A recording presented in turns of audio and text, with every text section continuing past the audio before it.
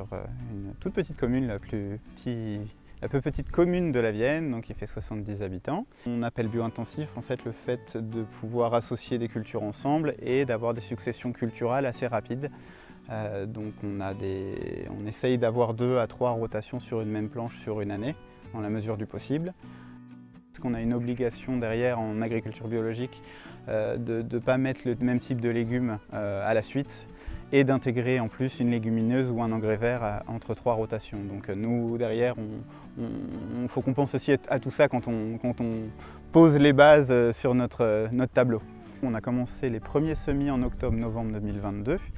On a continué à partir de mars, on produit tous nos plants en pépinière et donc on a réellement commencé la commercialisation en fin avril 2023.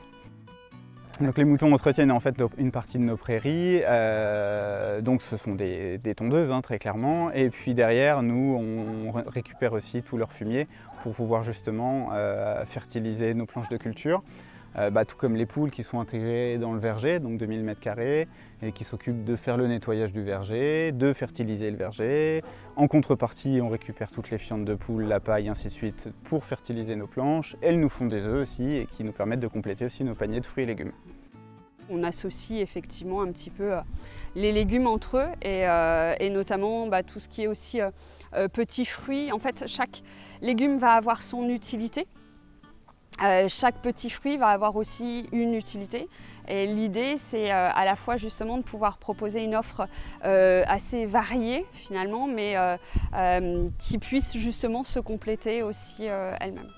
Les aromatiques, ce sont des plantes qui sont très bien en accompagnement en fait. Donc par exemple, le basilic va pouvoir aider la tomate, le plant de tomate à se développer et notamment à rougir, dans ce qu'il va dégager. Il y a pas mal de petites choses comme ça où au niveau des aromatiques, en fait, c'est très complémentaire de la pousse du légume.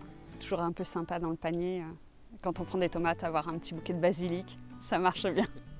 Comment on fait pour vendre des légumes à lotier? C'est pas si compliqué que ça en fait. Nous on a créé notre propre site internet en fait, où on met toutes les semaines les produits qui sont à disposition, avec les quantités qui sont à disposition. Quelque chose qui nous tenait énormément à cœur, c'était de créer des paniers mais qui ne soient pas imposés.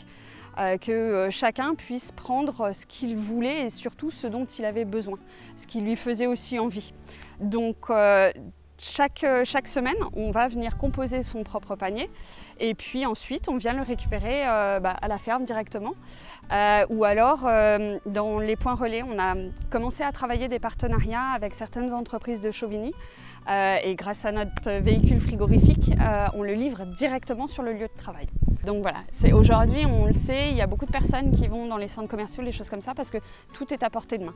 Alors on n'a pas la volonté de devenir un centre commercial, mais si on peut trouver des solutions justement pour faire en sorte que à notre petite échelle, en restant dans du local, on ait des produits sains à disposition, et ben faut le faire. On essaye de développer donc à raison d'environ une fois par an des visites du lieu, des visites de la ferme qui est donc ouvert au public, de manière justement à pouvoir aussi avoir un côté pédagogique, savoir d'où ça vient réellement et voir finalement différents stades du légume.